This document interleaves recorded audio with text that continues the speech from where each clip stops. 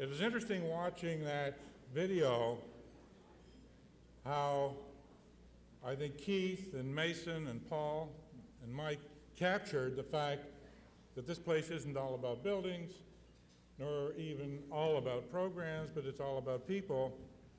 And I guess what we want to be is to a reflection, or to a degree a reflection of what we are now as people. And what we are now is to a degree a reflection of what we have been as people.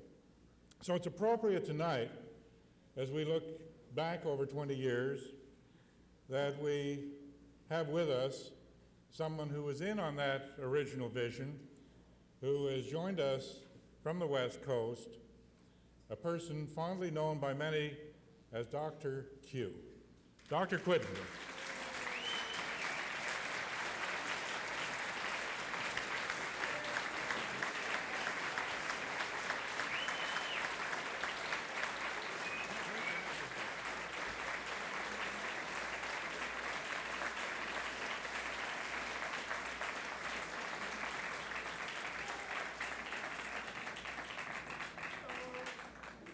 Well, it's true, the college is about people, but it's also about memories, isn't it? Eh? So I really just want to talk about memories. I remember I was standing on the airport at Castlegar. That's just a pit stop in the Rockies somewhere. And this young gentleman came up to me and he said, "Hey, you're Dr. Q, aren't you?" And I said, "Yeah." He says, "I knew it from the hat." I was the only man with a hat there. And people wondered, why I wore a hat at the college and a fancy vest. Well, shortly after I came on board, a university president said it was no longer possible for the college heads to physically relate with their student body. So I decided right there that come hell or high water, if I did nothing else, I'd be physically visible and available to the students and staff of St. Clair College.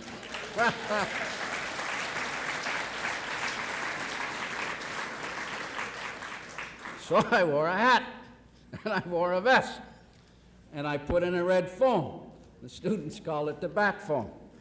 And it was connected right to my office, and I was a little bit uncertain at first because I was afraid I'd get submerged in calls, but I got a few calls, and when I said it's Q here, well, they hung up, well, the damn thing's working, So they didn't bother me. The only call I had of any importance was somebody who wanted to know where the Qs were for the pool room. And I said, "I don't have a bloody clue." So, well, I turned him on to Hoffman. I said, "Hoff will know, I hope." So then I was in Saskatoon, minding my own business, driving down the street, and an old beat-up junk car went whizzing by, and a young lady put her head out the window and said, "Hey, Dr. Q." And then she wheeled and did a U-turn right in the middle of the street. And this is one of our nursing grads. And I couldn't quite place her, but nevertheless, we had a delightful discussion. And then my wife and I, we took off one weekend and sneaked up to Halliburton, and I was late. And I thought we'd lose the reservation. The young lad at the desk says, "Not to worry, Dr. Q, I've got it all fixed up." And it was one of our tourism grads. And then I was standing in the airport in Saskatoon, and who walks in but Hoffman and Glenn Hornick. Now, Glenn is one of our illustrious grads. He's not only the mayor of North Battleford, but he owns half of it. And he's got his own airline, and he flies Hoff up to the north up there for private fishing. So, and then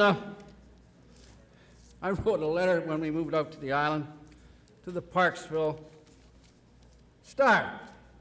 And the editor called me up, and he said, "Dr. Q, I'm going to have trouble with this letter." So I said, "Who the hell are you?"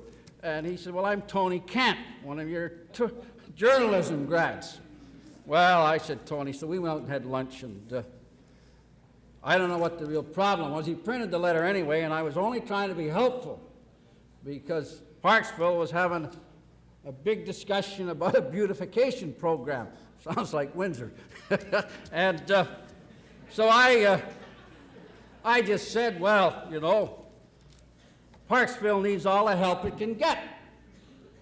It's the 8th wonder of the world, the only hole above ground. Hey, well, Tony said, you know, that's going to create problems, but anyway, it didn't create that many.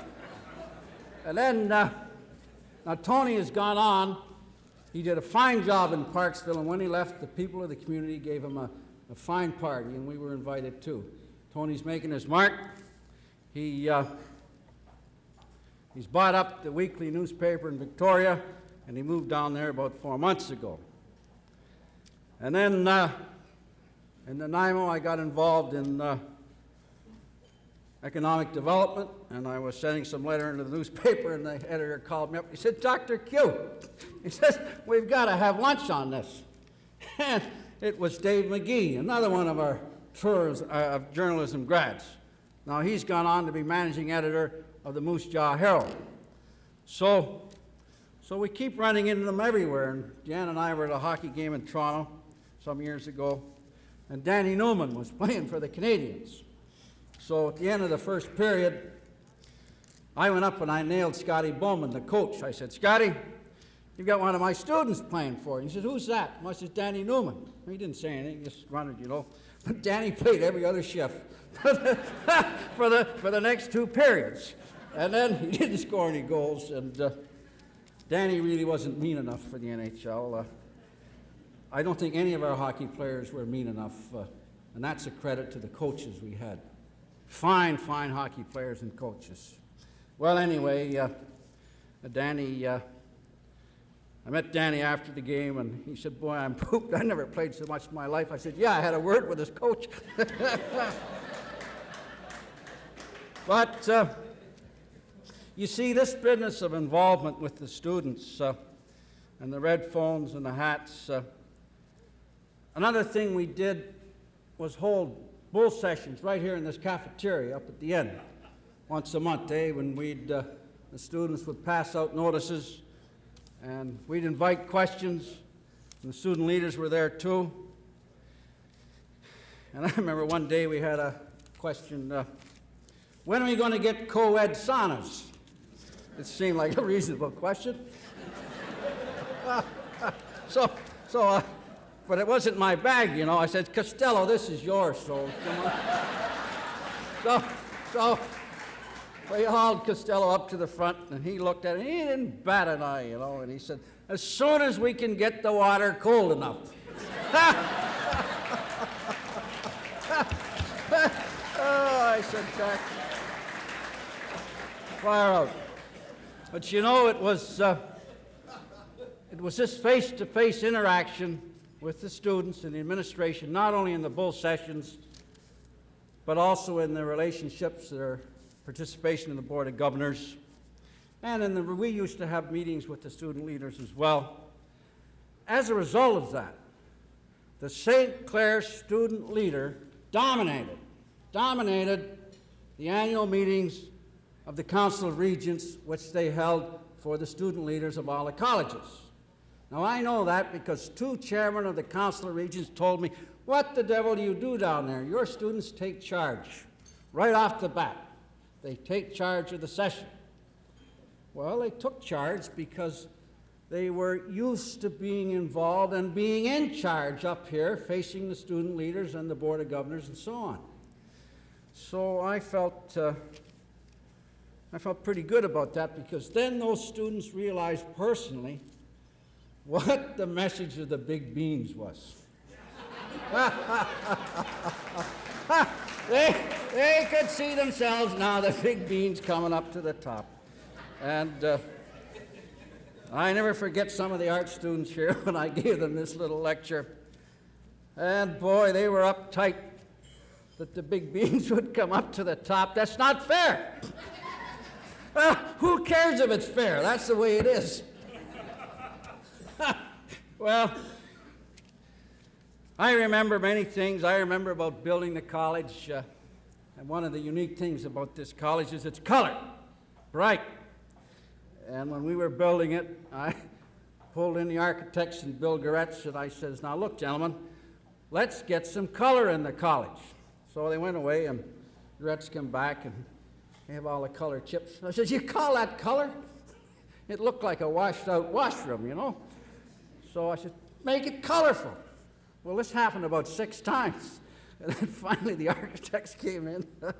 Oh boy, they were bitter about this, you know, because they thought we were really fouling up a piece of art with all the color we wanted. Well, we got some color. And then as time went by, we filled the college with artwork, with paintings, with murals, with the participation of the architect students and the interior design students, and sculpture, until the thing was just a vibrant, moving vehicle from wall to wall. And I remember one day the students brought up, they would invite speakers to address the students. And one day they brought in an activist from the United States. His name was Dick Gregory. And they brought him up to my office. They did that with their speakers. And Mr. Gregory came in and he said, we had our own activists in the college on the board, people like Dr. McCurdy, thank goodness. Anyway, Mr. Gregory said, he poked his head, they kept, come on in, and he says, man, when I go into a place, I smell it. And it's got a good smell or a bad smell.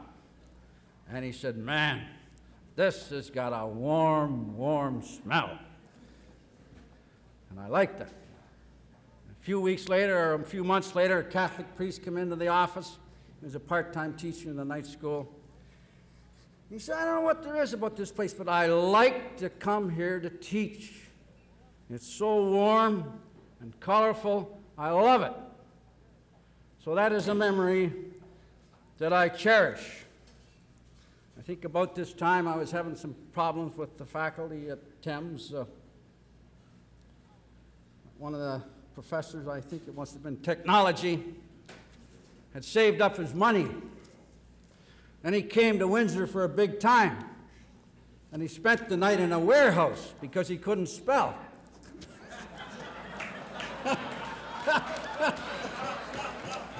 And the students demanded he be sacked because he couldn't find his way around. And I thought that was a rather legitimate request. But Dick King was going to launch a grievance. So you do that, and I'm going to put all the faculty through a test. I want to know the difference between lie and lay. And I knew right away I had the whole English department for sure. They would never pass that. Mason McDonald had alerted me to that, but I knew it anyway. But then Maxine Jones, you know, she sort of cooled things down because she was afraid I'd skewer the whole retraining staff with that. Well, talking about color in the college and visibility, I had a red Hudson's Bay jacket. Nice, big, bright one. Big, bulky thing. Nice black stripe on it. And a red hat and red mitts. And I used to wear this to the hockey game. And I'd kind of sneak in, you know. And I had to sneak in because I didn't want to end up with Dewey Grant. Now, Dewey and Evelyn would go there, and a few others like Jake and Elmer, and a lot of other staff. And Dewey was sudden death on refs. Really sudden death, if any of you remember that. Well, at the end of the first period anyway, I'd go into the dressing room and I'd have a chat with the students and pat them on the back, you know, nice job, don't worry, it's only a game. And then when I left, I'd say, not to worry, you know, but if you lose the game, I'll flunk every bloody one of you. I don't know whether this had any effect, but in the first 10 years, you know, we won the provincial championship in hockey 7 years out of 10.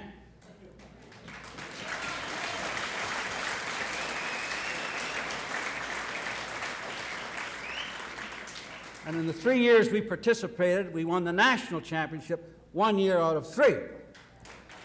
So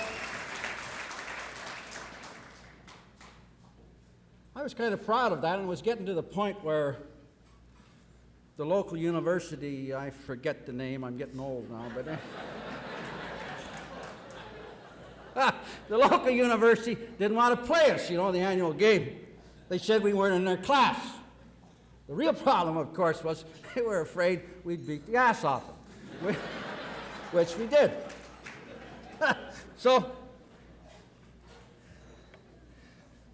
And I remember the coach of Sheridan College, a tall, lean bird, I forget his name. I ran into him at the stadium there, and he said, "Doc, you fellas, you're the Montreal Canadiens of our league." That was before the Oilers were in business, eh? He says, "When we come down here to play, we're down a goal before we start." Well, I thought about that, and I worried a bit, not too much, of course, but anyway, the next day I hauled in Costello, and I says, "Jack, where are you getting all these bloody ringers in the hockey team? And don't give me any crap." See? I always like to tell it like it was, and I expect to get it back the same way. So Jack hustled out and got the roster, and he says, "Now look at this," and I'll be damned. Every player but one was from Essex and Kent County at that time. And the one player who was not was from Cornwall. And he came here to get a program, an academic program, he could not get in Cornwall.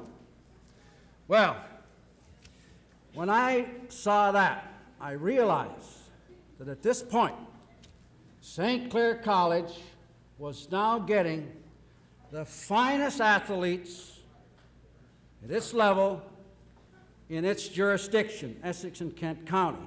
And it was also getting the most of them. And because we were attracting the best athletes, we also were attracting the best academic students and the most of them. Now, not just because of athletes, but because of image, because of our academic programs, the color in the college, the whole bit. So at that time, I did a little check on the figures that the ministry put out. Each year they did publish at that time a report of where the graduating high school leavers went to school, if they went to school. And 19% of the high school leavers in Essex and Kent County went to their local college, St. Clair College. Now that was not only the highest in the province, it was by far the highest in the province. The next college was Northern at 17%. And to put this in perspective, today, right today, less than 15% of the high school leavers in the province of British Columbia go to any post-secondary education. And here St. Clair was catching 19% of the high school leavers, and the halls were bulging. Well, that made me feel pretty good. And I thought that things were coming together from that point of view. So at that time, I wrote out a little dedication of the battle banners of St. Clair, and we had them mounted in the wall of the Great Hall with our pennants, and we had a little dedication. And I'm going to close. I'm just going to read this because I think it says something about the character of the college. Behind the battle banners of St. Clair stretched thousands of years of manly tradition. From before the awesome eagles of the 10th Legion of Caesar, to the unfurling flag of the Marines on Iwo Jima, and the brave bunting of Hillary and Tenzing on Everest, and the proud, proud standards of the Essex and Kent Scottish.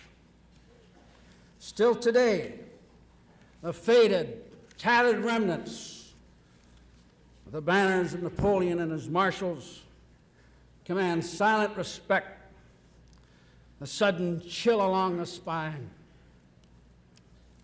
telling moistening of the eye when seen in their somber setting in Paris today, as do the aged, honorable regimental banners in the cathedrals of England. For these are the symbols of man's devotion to a cause, and for performance much beyond the norm. In the face of adversity, of heavy odds, and a personal challenge. And so are the champions of St. Clair, devoted to a cause of honor and respect for St. Clair, and performing much beyond the norm against formidable adversaries. And so let their battle banners, the symbols of their victories on the playing fields, hang proudly in our halls and with respect and dignity, for they bring much honor to us all. Thank you.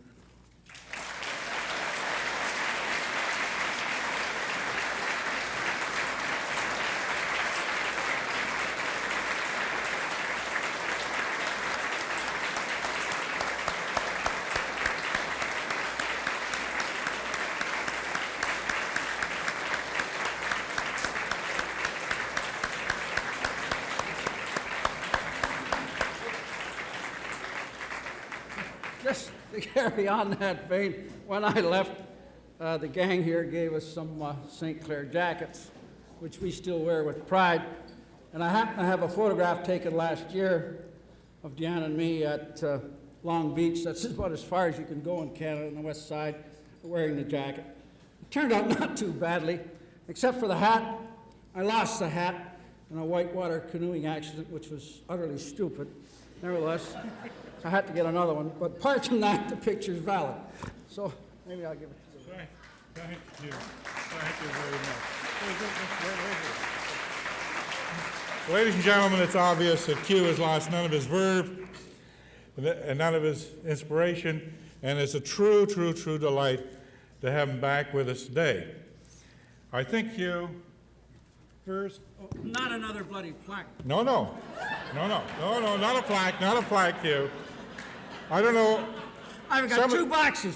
Some of those visions and revisions you saw, I see. if you have a VCR, that's great. share them. I will, that's But nice. you also need that cheerleader has to be with you. Okay. So, Q, thank you for being with us. Pleasure. Thank you very much. We'll be back for the 50th. Right.